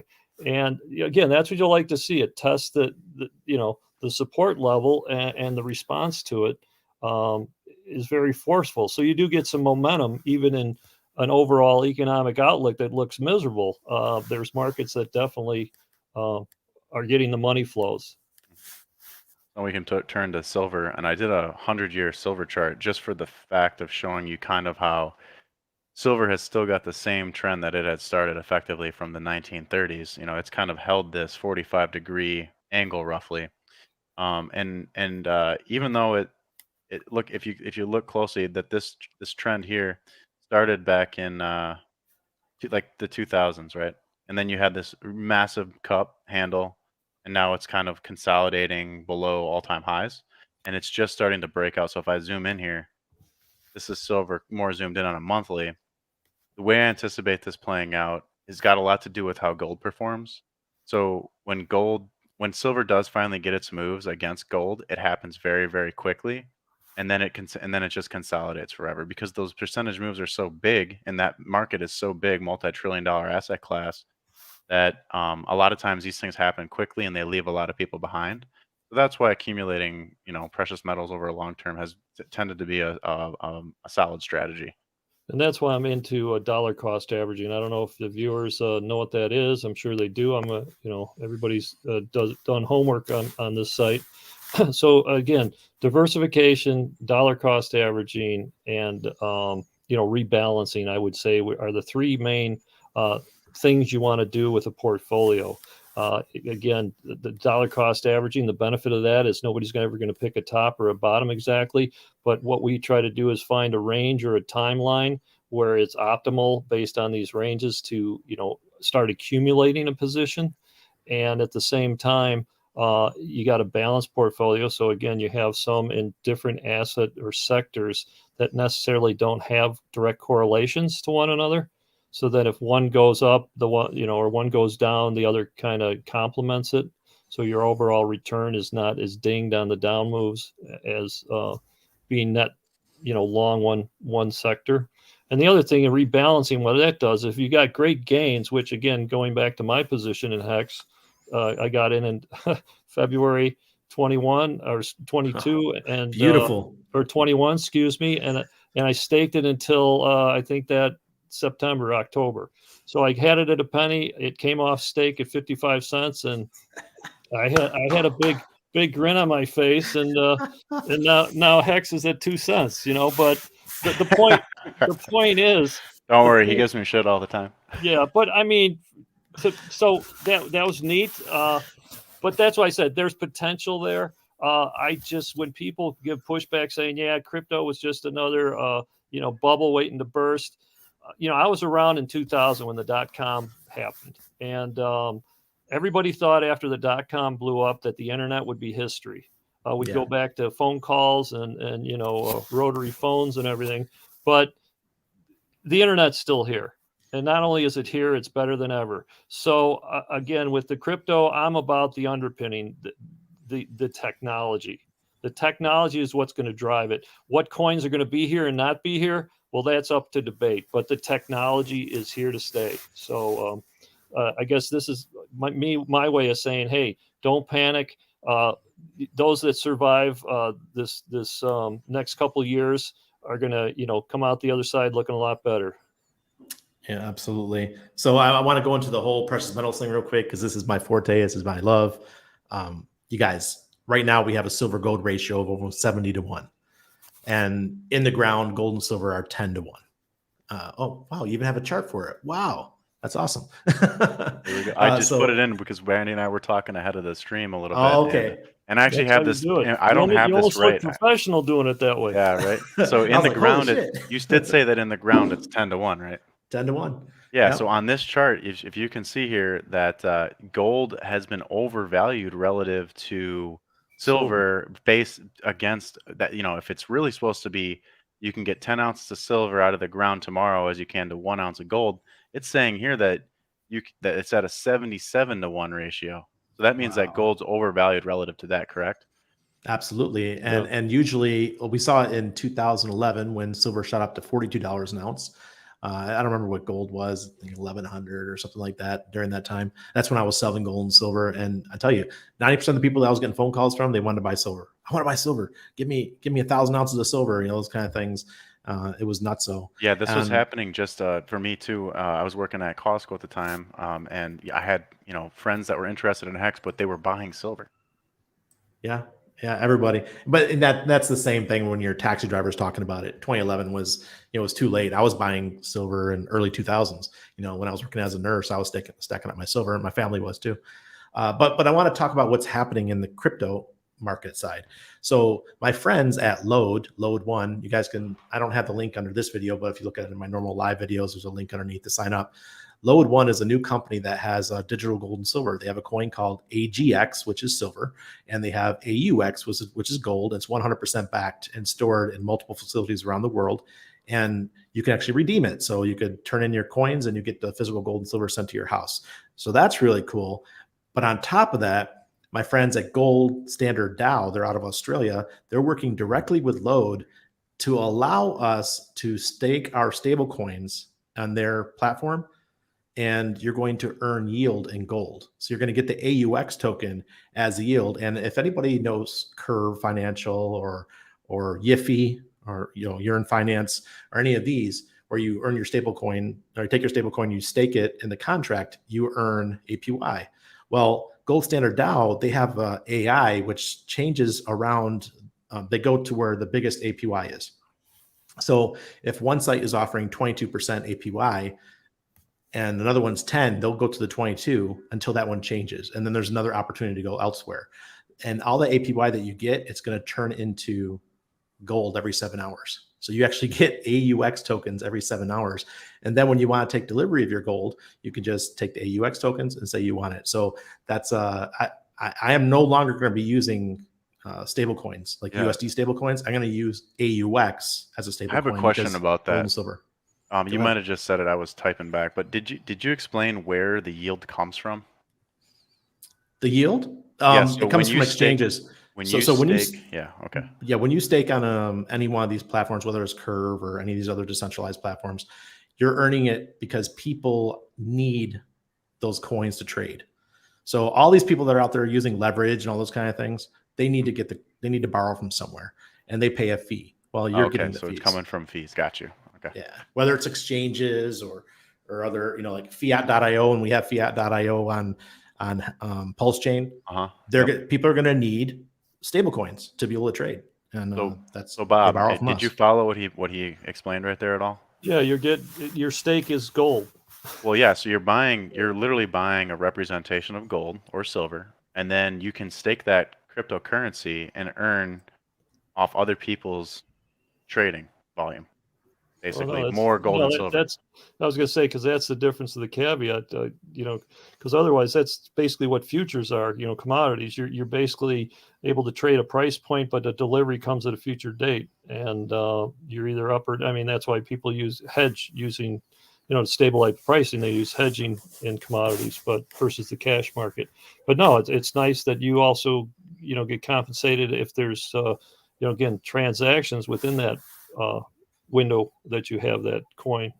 No, again, it's badass. It's badass. You can watch my video on. I have a video I interviewed one of the founders of GSDAO. Yeah, again, what it's telling me, and this is why I'm more excited about the technology. Look at all these different outreach. It's basically mimicking what I'll call the brick. This is the Amazon philosophy, right? In finance, especially, you're getting out of the brick and mortar and you're putting it, in the cloud or whatever you want to say, but you're putting it in a mechanism without human element. And what I mean by that is what happened to FTX. You don't need, that was so against what crypto is about. It's a blockchain technology. So why would there be, these centralized exchanges mean nothing? And I worked in an industry which it was, future commission merchants, at the exchanges. Everybody had to, like you were saying, Randy, you got to put assets aside to represent your book of business. And if you don't have it and you're over leveraged, or you're taking customer funds and you're mingling them with your own house accounts or hedge funds, that's nonsense. This is not what this blockchain was set up to do. It's to bring on a ledger, person A and person B. They want to exchange a transaction, done, it's recorded, have a nice day at a very low cost. And it's going to, like I said, I think some of the biggest top 10, what they call industry disruptors, are in this platform, in this realm. It's like, you should have the ability to have, like, I think China has, like, I'm going to exaggerate, 100 markers. When you go for a loan, they got an app. If you want to borrow $30,000, boom, you're accepted or denied, because they have all that information. They tie it not only to your credit score, which is in the U.S., and what else, that you got a job or, you got a house and all. Again, there's so many other markers that really don't have to do with, how much true wealth you have. It's your character. It's a lot of it's your spending habits. Do you pay your debt off, and all these other things, but they're able to do it in a format that allows you to apply for loans without going and seeing somebody. Again, what's it doing? It's eliminating jobs and putting it into the technology. And I just think we are so far behind in the financial end part of it that we have to go and deposit a check. It takes 3 to 5 days to clear. Are you kidding me? Are you kidding me? In this day and age, and God forbid it's out of state. Or Randy, if you send me a check, I probably got to wait 11 days. Yeah, it's even worse here. I was just thinking about the other day, my wife goes to the bank and they've got the 5 tellers. It's like 20 years behind here when it comes to this. Wow. So they have the 5 tellers. They still need the cleaning person. They need the 2 security guards to make sure the bank doesn't get robbed. They've got all these people. That stuff's going away. Yeah. I bet you in 5 years in Panama, that's gone. Well, not only that, how about somebody who's coming out of those doors in Panama if they got a large sum of money on them? They got to look over their shoulder stuff. Oh, If you can do it, again, the elimination of a physical currency is what's happening. That's what's ultimately going to happen. And, again, as far as regulators go, they like it. Again, all these countries, U.S. included, they're going to have a coin. They're going to be a part of it because it gets out of, they can keep track of the money at all times. And that's what we've learned, again, from, all this nonsense with all these exchanges going under. You just get some greedy people in there and they ruin it for everybody else. There's not a flaw in the technology that I can see. So the less middleman, the better. That's the way we're 100%. going. Here. All right, let's touch on oil and like the effect that has. Just to go over the chart quickly. The current U.S. administration came out and stated that they are buyers of oil at the 70 level, which is about 4.4% down from here. So it feels to me like an automatic trade. You need to update that because crude's down to 72 now. Oh, it is? Okay. Yeah. And then, so this was this morning. And the reason why that statement matters is because the U.S. Strategic Petroleum Reserve inventory is down 30%. We haven't been this low for over 20 years. It's a 20-year low on our strategic reserves. So they are going to purchase. But it's kind of ironic because the Federal Reserve is attached to the U.S. government in a way that when they make policy changes like increase rates, they know that they can affect the price of oil. So they effectively market manipulated, force oil prices down because that's what they do, and then now they're like, okay, now we're going to buy it at this price, and that's effectively what is going on here. So our current administration was happy to spend the 30% for God knows what, and shut down the Keystone Pipeline, yada yada yada, and then come back in, force the price down, and here they're going to come back and they're stating that they're going to buy it back up. Whether or not that happens, that's anybody's guess. But these are the kinds of things that are fundamentally going on with the chart right now. That's part of the raising of the interest rates to make the dollar strong so they could buy oil cheaper, right? Well, I think what they're playing. Well, again, I'm not going to go in the political realm, but what I'm going to state is that the Ukraine war is what drove oil prices high and created all the inflation in the war. Again, Ukraine is one of the largest exporters of grains. They're one of the largest producer of nuclear energy. I mean, so you've messed around. Look what it did to Europe. Everybody's out buying stuff again, and you did it at a time when the economies of the world were just coming online. So again, when we were an on-time inventory for everything from oil to clothes or anything else, and now you throw a war in there that kinks the whole logistics as well as COVID, that's where the dysfunction came. I think where the oil reduction in our reserves came from is the administration was trying to help, people by, releasing these supplies to try to keep costs down with energy costs. Right now, again, because the Fed's been aggressive on interest rates, now the reserves are going to be able to get filled with lower priced oil. You know what? I'm a taxpayer, and if the government's going to, trade that for a profit, in my opinion, I'm not going to, squawk about it. The bigger picture is what this downturn is also showing is the impact the rates are having, and it's shutting businesses down, and it's shutting, again, China, there's talk that it may start ramping up, and they're the only country in the world that's still lowering interest rates. So they're trying to get their economy going. Everybody thinks that once they do, oil is going to be a scream. It will. But if the demand's not there, what are they going to run their factories for? Who's going to be buyers? So, again, the school's still out on that, but I still think you're going to get down near a level here around 70 that's going to be a good support area, 70 to 65. So well, guys, what happens if we have another stagflation period like they had in the late 70s? I mean, that was too young to remember. I don't know what happened during that period. Yeah, well, I believe that's the scenario right now. Everybody keeps talking about soft landings and stuff. Jamie Dimon, JP Morgan had said a great video, this was earlier in the year, that and he just reiterated it, that we're in for some hard times, and because of the excesses. So that's really where I'm at. I think you're going to have higher inflation, especially if the dollar turns, that's the key definition of stagflation. The prices are high and your value of what you're spending goes down. Mhm. And again, with the lack of liquidity, that's the issue. I think It's like what the everybody's ultimate looking at, squeeze. they keep calling this the pivot. When's the Fed going to pivot? And everybody's interpreting the word pivot to mean different things. Mm. Some people say the pivot is when they stop raising rates. I term pivot as they're actually lowering rates. I don't see that happening for a while. Again, 2025. So we could go through the balance of 23 into 24 where they stop. Okay. But that doesn't mean they pivot because they're still, Gotcha. data dependent. And that's why, what we talked about, some of these leading indicators like copper or oil, if manufacturing does start to kick up, you see inventories, start to build because companies are starting to see the demand.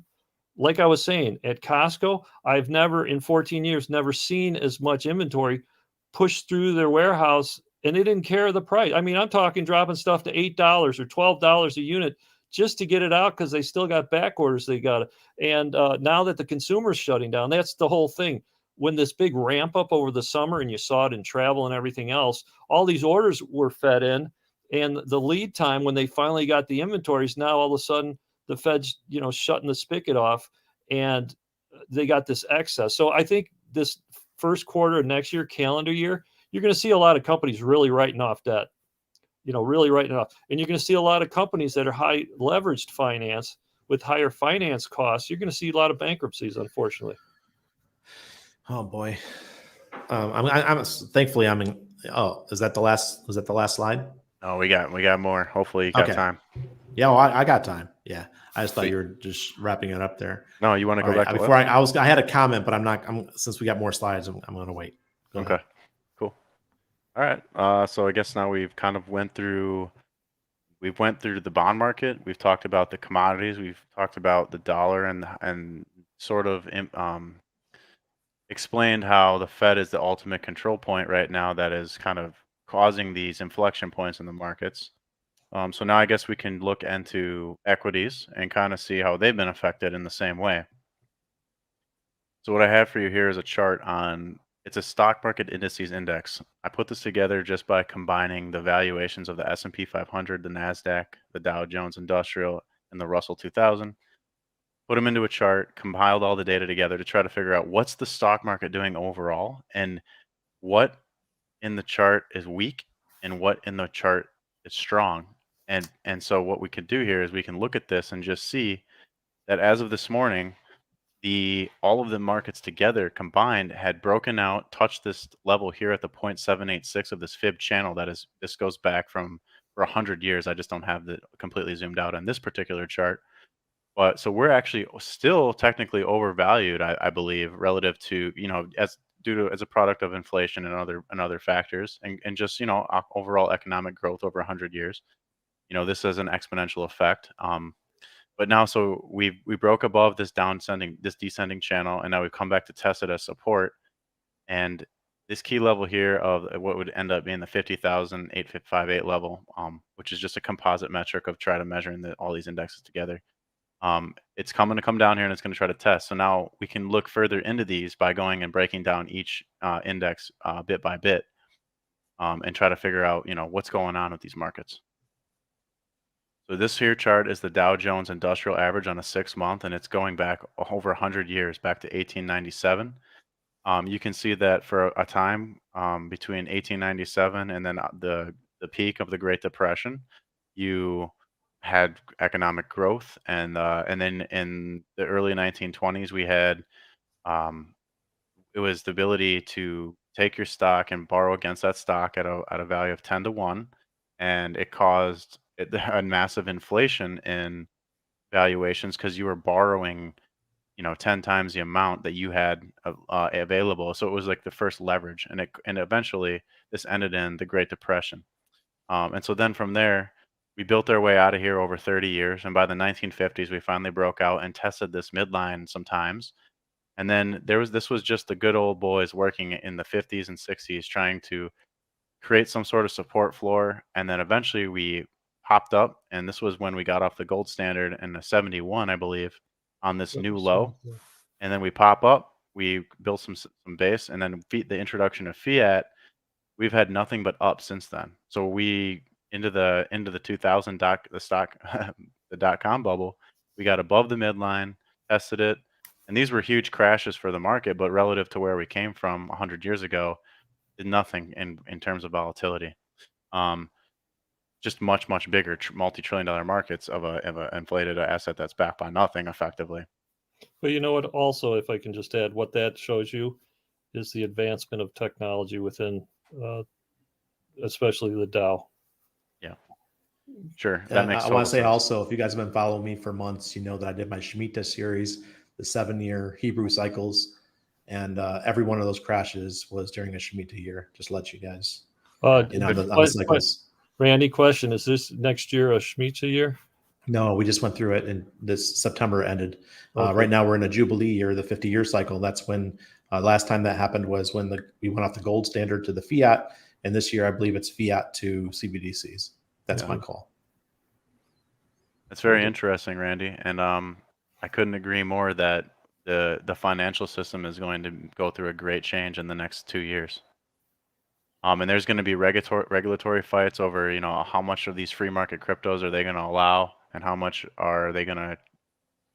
control are nation states going to have. Effectively, what I see in my call is nation states are going to have to begin to compete for citizens, because citizens, especially the ones that nation states want, are going to have the flexibility with the technology these days to go to the places where they're more free and they have more availability for more free market action. Yeah, but it depends on immigration laws. So here they're definitely making it tighter for immigration. Even here in Panama, they making it difficult to move here. Well, look at the transient population in the last 50 years. Well, again, you were talking weather, right?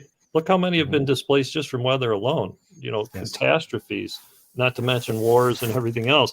I mean, it's the most people that have moved around this planet ever.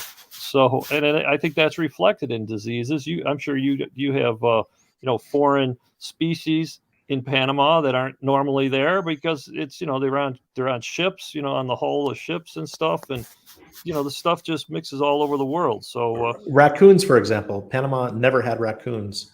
Wow. And now we've got raccoons all around the port area. And they have no natural enemy there either, so they're going to dominate. It's again, it's you got to look at all pictures. In the same way that the human's societal structure is being reshaped and reformed by the 21st century, all of the flora and fauna of the planet are changing as a byproduct of the way humans interact with the Earth. And I could just make a complete side note thought that I just had, which was that eventually, if you could zoom out to like 1,000 years from now, eventually everybody should have the same skin tone, just due to the melting pot of people over time, being culturally diverse. It's just all things point towards a merge or a complete shift that way. Yeah. So let's stick back to markets though. So here we go. So we're going to break down this chart was all of the indices. So we're going to figure out why did it pull back and which sectors were affecting it. We mentioned earlier, I think I brought up the defense stocks earlier. Oh, they were a strong thing. Well, I think those are mostly in the Dow Jones Industrial. So the Dow Jones actually on this weekly chart broke above its descending, and it's still holding quite well above as of this morning. It could be different now, but I'm not saying that this can't break down further back down into these levels, but just for now that it showed ultimate strength relative to the other indices. And then we get the S&P 500. So this was a call that Bob made back when we were on the 3,700 level in the private group. If you're still here, Silver the Antidote and Crypto Sloth, my cohorts that I have working with me on that private group, where we give bot signals that track the chain analysis directly through a product called Nansen. It's a paid subscription service, but we provide daily chart updates and have the tech stuff like the bots there, as well as obviously we're always there for conversation. So that's a service there that we offer. But again, so this inside of there, we were making these calls in the private videos, and perfectly, we came up to that 4,100 level for the fourth touch of this descending broadening wedge and rejected hard off that level, just as a function of pure technicals. And it looked beautiful. The whole chart has been beautiful since October. And so the S&P did look strong, but not as strong as the DJI, and then we got our rejection as a clean technical there. And then with the Nasdaq, it's showing it. What this is telling me, we'll come back to the VIX in a moment because that's an exciting chart to talk about. But also, so with the Nasdaq, this is something that Bob actually kind of like made me realize, even though I knew it intuitively, about how technology in the megacorps has kind of stagnated and not really innovated in any meaningful ways um, for years now, and it's being reflected in the fact that the tech stocks and the Nasdaq, it's unable to get any kind of momentum or strength up. And you see this in huge drops in things like Meta, which they pivoted in the wrong way. They went through after the wrong tech with the wrong base of users. And then you got like Apple, like, getting politically involved, and then their manufacturing got screwed up by China's lockdowns. You got Google, huge sell off. You got Netflix, huge sell off. I could go on and on. And so the Nasdaq and the old world tech, and I'm saying old world as in the last 20 years of tech, is falling, and that money, in my opinion, is being transferred into the newer age of tech, which is the DeFi fintech, the DeFi stuff, and other technologies that are more innovative, and hopefully, well, we can give you some kind of perspective and analysis on where that could go in the future. And again, just get back on the other side, if you want to call it fundamentals, the dynamic that's changed for this group. These were growth stocks, and if you look up the genetics of what a growth stock is, they're heavily debt financed. They've spent a lot of their money in R&D. They're a breakthrough, a potential breakthrough. Well, now if their cost of businesses, the cost of money has just gone up, some of them, depending on what their ratings are, they could have gone 10x. Their cost increased, and now their demand side is going down. Again, their labor costs. That's why I think your biggest exodus to meet that unemployment of 4.5 is going to come from the tech sector. Because think about it, for 20 years, whether it's Microsoft or Google or whoever, let's buy the brightest kids, we'll pay them whatever, we'll work them to death, and we'll just keep bringing them as they graduate. And I think those days are over. A lot of, again, technology, AI takes up a lot of the skill set now. Yeah, so huge point right there. Yep. It tells you Elon and Twitter's already doing their part. For example, when I make my short videos, I use this AI technology. And before, when I would edit my shorts, it would take me 4 or 5 hours to make two landscape, two made for TikTok and things like that. Now I can get it done in about 40 minutes using AI. It's absolutely amazing. Just think how many businesses are out there, and you know what they are. Amazon's one of them. A Boeing, they run on AI. I mean, they may have a board of directors, but it's just they're puppets, because the day-to-day operation is being done by computers. It just is. From ordering to project completion dates to everything, they know in real time what the maximum productivity. It gets back to that. Productivity is how they can expand their profit margin going forward. And how we can expand our profit margin. Exactly. That's why, this becomes more viable. That's why I said this is the next level, and we were just early. That's why I'm saying I believe in the technology, and through, that's why I've always believed, through bad times or when everybody's panicking, that's the time you're supposed to stay calm, look where the opportunities are, and then just follow what the new dynamic's going to come out of it. And I think we're right there. Again, we got nice projects coming up in the next few years, and Bitcoin and Ethereum's evoluting along the evolution of Ethereum and Hex. I can't wait to get into that stuff coming up. So I did want to note that Bob mentioned opportunity, and so what better opportunity is there than in volatility? And with the S&P Volatility Index, aka the VIX, we saw this sort of triple bottom off this pivot here today, or the last 2 days, I believe, on this midline of this trend. Now, normally the VIX over the past about 8 years has traded inside of this yellow bands, the top and bottom here. And so any kind of performance outside of that range would be considered overperformance or underperformance of the range, which would signify, huge opportunity zones in those markets before a big move.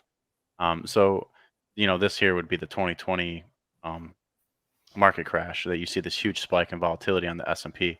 So this is a way it's an indicator, a leading indicator, a metric by which to judge volatility, and you can see that it trends. So it takes a long time. This is a 2-week chart, but if you track it for years of time, you will be on the right side of your trades because the S&P is very influential on other markets. Yeah, generally what it is, a VIX under 20 is kind of capitulation, and then a VIX over 30, that's usually when the markets get throttled. And I think that's where we're heading. Again, we just broken out from the downside, a long-term downtrend, and that coincides with next year. So that's why I think you're going to see a lot of fireworks that a lot of people don't realize, because this has been a secular destruction with these interest rates, and I just don't think people are paying attention to which is the next shoe to drop. All right, so we're getting towards the end of the equities conversation, and now we're going to kind of pivot into crypto. In the same way that the tech stocks are like insurance firms, venture capitalists, currency exchanges like FTX, like the big brokerages, like Coinbase, micro loan organizations, obviously your Venmos, your PayPals, your Cash Apps, pawn shops even. These are the non-bank financial institutions that provide services that are not necessarily suited to banks. Well, private equity, it's just people that are managing large sums of money without having regulations to hold accountability of what they're doing with it. So these effectively, and Hex is a great example of this, they serve as competition to banks, and they delete middlemen, and they specialize in sectors. And so when you apply this thinking to cryptocurrency, and here we're taking a look at the 2-week chart of the total crypto market cap, the price is now stabilized above the 2017 all-time high, around 800 billion. If you remember, Randy, we hit 800 billion. And I remember at Thanksgiving that year, I told my uncle, oh, cryptocurrency is legit. It's at an 800 billion market cap. And he looked at me. He's a very smart guy. And he said, well, $800 billion market caps have been erased overnight. It doesn't make it legit. And sure as shit, we had the freaking bear market.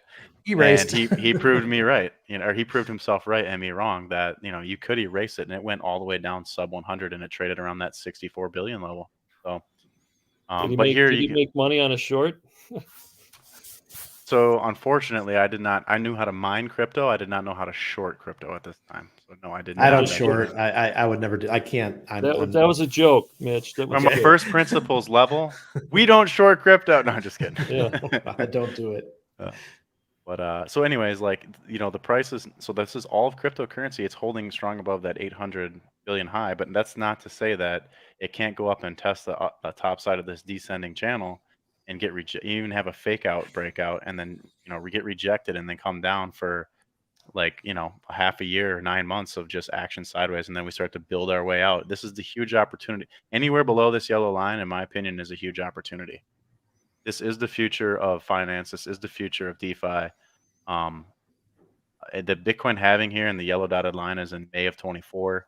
You have time where there's still time to take advantage and to work and start dollar cost averaging in on things that you believe in. Yeah, I preach it every night. If you guys watch my show, every night I talk about the Bitcoin halving March 2024. And that's when the bull market will really take off. But we've got time right now to accumulate as much as possible. Yeah, and that falls in line with the scenario you guys are making calls. My call is that this, again, rates will stay, inflation will stay higher than most people anticipate, but this is going to take a couple of years, and that's why I'm telling whoever will listen, there's a lot of asset classes that have gotten throttled, and you put it in different perspective. If somebody had bought a nice shirt down in Panama, and now they go and see that it's got 50-60% off the next day, you're going to buy 2 of them. So don't think of this any different. It's an opportunity. Don't look at it, oh yeah, it's a 70% loss. No, you're getting in, you're bringing your average cost down, but by trying to not add to your position, you need like 1,000% move to break even. Whereas if you're, again, dollar cost average, you're bringing your entry point down, and it takes less of a move up before you're in the money. So again, those are just disciplines that dollar cost averaging is one, and you look for the optimal time to do it. And again, The timeline is perfect. It fits my parameters. I study a lot of WD GAN and time and price, but time is always the number one. That's the one that dictates more than price movement. So yeah, it looks good. Alrighty, so I guess we can switch over now, maybe take some questions, and then if you wanted to get into some crypto charts, I can actually pull up some charts. Sure, you've got about 20 more minutes. I got to get prepared for tonight's live stream. Sounds good. Then I got another one tomorrow morning. It's like bam, bam, bam. Busy. Yeah, I did 2 today as well, and obviously, Randy, I super appreciate you. Obviously, you're very well done on very well versed in all these topics. So it's been actually a pleasure to bounce ideas, and you taught me something about precious metal backed cryptos tonight, and I'm going to look into that. So thank For you. sure. And we should do this more often, guys. Yeah, My audience Randy. is. It's been a pleasure. It seems like know you for a while. You're good people.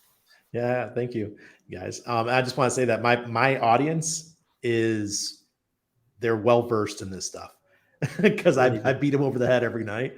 So you guys are just bringing the technicals to it, and that it's more validation for them to understand. Oh wow, maybe Randy isn't just talking out of his ass. Well, no, I just kidding. No, I think that's what you always want. You want at least 3, confirmations, affirmations of everybody's got, their own interpretations, and you just, it's good to have some more confirmation points because it just solidifies, what your analysis is.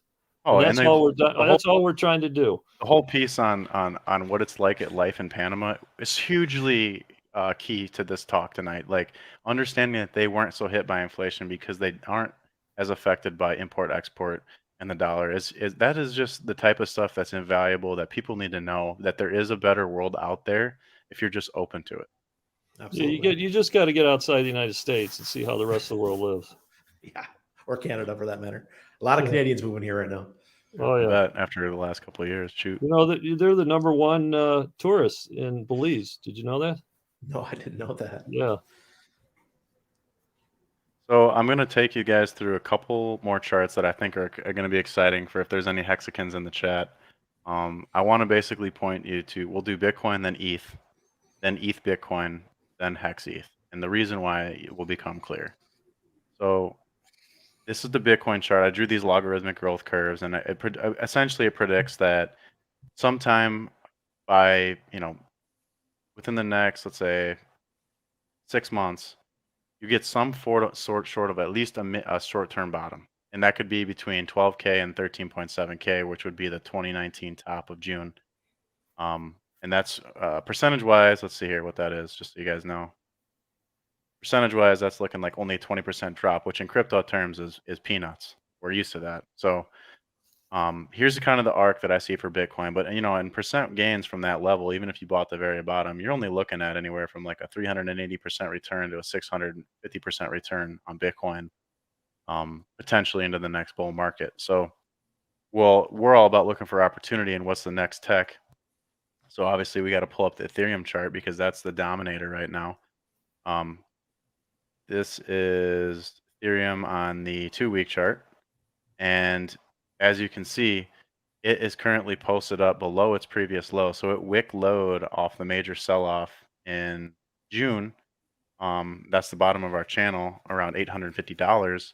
And currently it's posted up. It made a higher low relative. So if I zoom in here onto the 3-day chart, you can see clearly that Ethereum is still overperforming Bitcoin by a grand margin. It has not made a new low, and it's still building structure.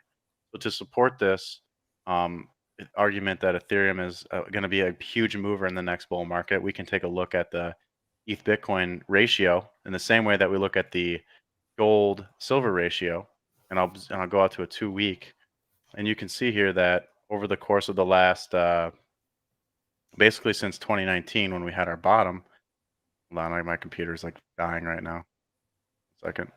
Okay. We had from the bottom in when was that? September of 19 to the top. It ran up for 440%, I believe it was. I catch the wick low. It was 446%. But currently it's sitting at 350% above Bitcoin in Bitcoin valuation terms. So in that time period, dollar terms, Ethereum did 6,000% in the last cycle, and Bitcoin only did 1,900, roughly 2,000%. So it did like a little more than a 2.25x over what Bitcoin did in dollar terms. And so when you look at this chart and you see the pattern and you see how, here, if I point my crosshair to December of 2019, that was the launch of Hex. And that was the first price markup on Ethereum. I screwed ahead a little bit and you get into the DeFi summer of July 2020. Here you go. You get the Uniswap comes out. You get DeFi launches on Ethereum. You get the adoption of it. Ethereum gets another major markup on Bitcoin. And then, as you can see, the bull run happens and adoption, NFTs, yada, yada, yada. Utility, usability, speed, transaction costs. It's all factored in here. And Ethereum is gaining in valuation against Bitcoin in a major way, and it's not letting loose. So, whether this rounds out and breaks down is a function of other layer ones coming out, which introduces the pulse chain discussion here in a minute. But currently, Ethereum is the market leader as far as I'm concerned and what I'm interested in. Now, I'm going to compare this chart with Hex because if the Ethereum Hex chart on the 2-week is printing the same exact pattern as the Ethereum Bitcoin chart. As you can see here, you have a low into a high. You got a low into a high. Then you started this descending wedge, falling wedge, which is a bullish pattern. You had a low, and then you break out to a secondary high. Same thing here on the Hex ETH chart.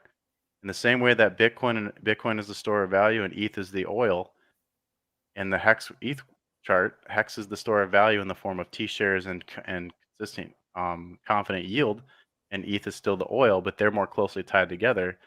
So you got this falling wedge here as well. You get the second high, and then we're coming in for our bottom.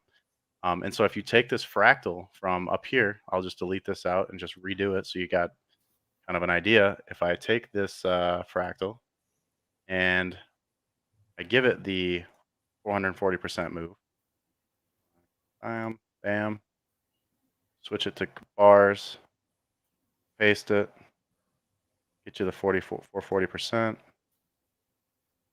See here, where's that roughly at? About right here. All right. So time frame wise, subject to change, performance wise, probably going to overperform if I'm being biased, completely biased. I respect, I hope you respect that as well. Times two. It can still, even though ETH never really made its all-time high against Bitcoin, in dollar terms, it outperformed it massively. So yeah, you can only buy at the peak. You're still down 42% against Bitcoin. And even if in ETH terms, you're still down, 35% from the all-time high, you're still going to have massive gains in dollar terms. And it's a good way to multiply your Ethereum by getting Hex.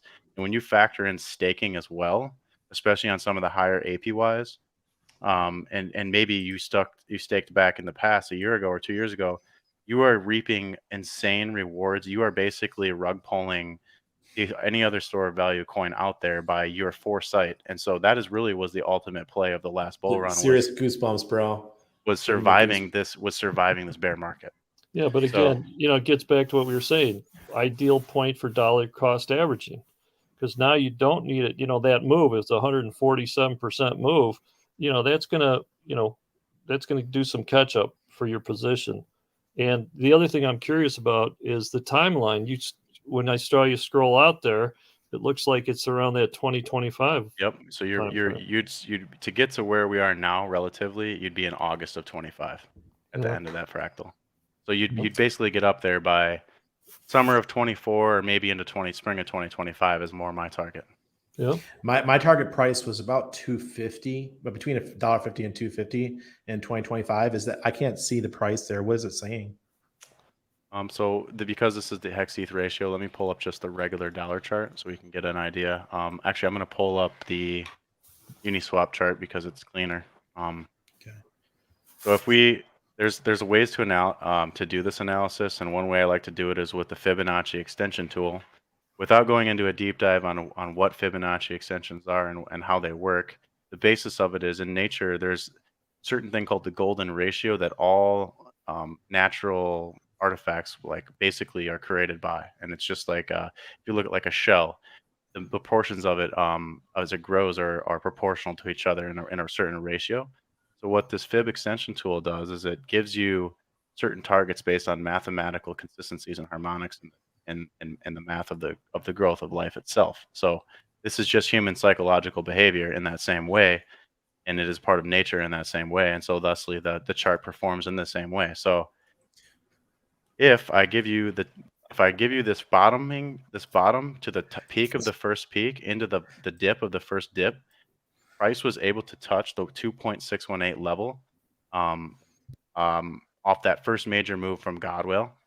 And so then if we go to the future and we see where the second bottom to the second top of big payday back to the low, price once again overperformed the 2.618 level. So you can see that for twice now, price has performed and hit those levels with ease and actually overperformed it when we hit 50 cents. So then the question remains, well, how is price going to perform moving forward? I can't predict that, but what I can do is I can try to give you a basis of what happened before. So let's say we bottom here somewhere around 2 cents. Not saying that it will, not saying that it won't, just saying let's say we do. And then we get a nice move up to 8 cents and we test that 10-cent range sometime next summer, next spring. And we come down for a final test. Our 2.618 level has us sitting at about the $1.37 range by January of 2024. Now, if you factor in diminishing returns and elongated cycles, maybe it takes longer. You get out into 2025 out here, you could be seeing that, price target sometime out in 2025 as well in the same way. The deeper you dip and the higher you pump, the more that this 2.618 target goes higher. Now, I think that target is the target that we're going to hit, and I believe that the price structure will allow us to go higher in the same way that we did on this breakout here in May. And we could move, anywhere between $1.25 into like the $4 range before speculative mania hits. And then after that happens, all gloves are off and anything can happen because, the economic conditions are going to be different in 2.5 years. And so if the Fed really truly has pivoted and rates start to come down and money starts to be printed again, that's going to be rocket fuel for price at a $4 hex. Oh boy. Oh boy, oh boy, oh boy. You know what, the other thing, if I can just throw another caveat on, the other thing that this price model and time model is not showing you is we were talking earlier, countries want to be in the crypto space. If it's legislation, like I truly believe after what happened, there's going to be regulations, which again, at the end of the day will be more beneficial to legitimacy of this asset class. And at the end of the day, yeah, nobody likes to be regulated. Okay. But you also see what happens when you don't have some rules. And so the median is, all right, for some regulation. That's the problem right now with investing in China, because the Chinese government says, hey, we're going to make up whatever numbers you want, or we're going to stomp out our technology companies at any cost. And if you're an investor, you get blindsided. So again, legislation will come to some degree, which I think will be a benefit, and it will legitimize. There's just too much. Again, this is the future we're talking about. There's too much here to gain going forward. And I just think if there's even the perception that, it's becoming legitimate through legislation, is going to be a huge catalyst for the price. Contrarian, let me say something here. Costa Rica just passed a law that crypto can't be taxed. They just made that legal. That came out 2 weeks ago. And Panama, we thought that Panama was going to make it not legal tender, but like one step below legal tender, where you could use it to buy a house and your car and that kind of stuff. That came, I think it was in May. I was in Europe when it came out, but the president, he didn't like the bill and he sent it back and said, you guys need to work with the bankers and make it a little bit more banker friendly, I guess. So it's happening. Yeah. It's happening around the world. El Salvador already did it. Yeah. Well, they're feeling some pain about it, I'm sure, because of the price of that when they did it. But no, it's I've said all along, as the efficiencies grow out of this new platform, again, like gas fees, things like that. I mean, you look at just the investment world. I forgot to There was touch a on pulse time, chain. and Randy, you can understand, there was a time when if you wanted to buy 100 shares IBM stock, it would cost you $300 in commission back in the day. Now commissions they don't exist anymore in securities. Well, again, this is the foundation of what blockchain technology was supposed to eliminate. It was supposed to be very minor costs. It was supposed to reduce these costs. And again, until these gas fees, things like that, get rectified, those are the internal battles that this industry is going to have to deal with at some point. Again, gas fees, things like this, through the evolution. Again, people are going to use this for the convenience. This is what it was all set up for: convenient, low cost. I don't need a middleman, and so again, I think a little bit this is culminating, just like the .com, right? The internet, it evolved, and I think this is going to evolve out of some dark times. And, so we got like 5 minutes left here, right? And I just wanted to maybe give some pulse chain excitement into the chat here. Yes, please. So let's pull up. I'll pull up a tweet quick, and that will show you kind of like the returns that are possible. And then I keep forgetting that I have Pulse Chain and PulseX, and I'm getting a double of my hex here coming soon. What the hell, so man? Bob actually, I can't say not specifics, but Bob actually went heavier into Pulse Chain than I did, and so I'm pretty proud of him for doing that. Way to go! Yeah. So here, let's see here. So this is a chart that shows you, how high can Pulse Chain price go. This is by Money Gain Crypto. Here are some other layer ones performance on average. So on average, from the starting price of the ICO to all-time high, on average they did 1,123 times. Or no, let's see. Average X is 3,954x, 4,000x, and the time frame is about 3.8 years. So if you can hold your pulse chain for 3.8 years on average, you're going to hit over 1,000x. It's based on how other layer ones have performed, and these are the layer ones here. 1,000x. Yeah. Holy crap. I hope I still have my teeth by then. No. And so then lastly, let's reinforce that point. I'm going to take you through 3 quick charts. We got about 2 minutes left. Here's Bitcoin market cap dominance today. It's sitting around 40% of all market cap of crypto is in Bitcoin, only 40%. So back in the day when Bitcoin started, it had this like sort of this V-shaped pattern in the same way that Ethereum is doing now. It was the only cryptocurrency. It was young, it was innovative, and it was all of crypto, 99%. But then after a while, Ethereum gets launched, and you see this massive dumpage of Bitcoin dominance because you have a new kid on the block with more usability, faster transactions. You can build apps on top of it, and look what happens to Bitcoin dominance over the next few years. You have the advent of the ICO mania of 2017, then you have the return back flight to safety in Bitcoin from the 2018 bear market. Then you have the bull market of 2020, 2021, where Bitcoin dominance crashes again, and now it's just hovering at that 40% level, probably never to see above 50% ever again. And that is because when we compare it with Ethereum dominance, you can see here, as in the same way that the Ethereum Bitcoin chart is near all-time highs, Ethereum dominance has done that same V pattern and is now starting to roll over as far as market cap dominance, somewhere around 20%-ish. So my thinking is that when Pulse Chain launches, if it delivers on all the promises that are said to be had, and it really is as innovative and revolutionary as we think it can be, and all of the money's there in the form of the Hexagon staker class, the gains that you see in that should take away market cap dominance away from Ethereum in the same way that Bitcoin had its gain, and then you'd see this sort of a pattern. And then, maybe ETH falls in relevance slightly, over time. So it's just a speculative thing, but it's interesting that could be one way that this plays out. That's beautiful. All right. I hope so. I'm going to take down my screen. Guys, this is the deepest broadcast I was going to say, is your brain hurt? Yeah, my brain's hurting because, okay, I'm really good at getting the point across verbally, but I'm not good at getting the point across technically. And you guys showed it technically, and I feel totally validated right now. But do you understand it verbally? Yeah. That's the key. We want to make it, so it's easy to understand. I don't like personally, and I'm sure a lot of people don't like when people, talk about something they don't understand. That's what we're here for. This is what my passion is to take what I've learned and just throw it in the mix, because there's a whole generation here that doesn't know what a bear market is, a true bear market. For the last 20 years, buy the dip has been the motto. Yeah. So Absolutely. So it's time to be defensive. Save your reserves, be safe. Educated. Earn money, and DCA Follow the money. Follow. Use a good risk parameter, and follow the money. Join accessalive.com when it goes live in early Q1 of next year. Yeah, get in there and start learning, and join me every Randy. night, Sunday through Thursday. Join me. And Contrarian, where do you stream on your own, or are you just streaming with Access Live?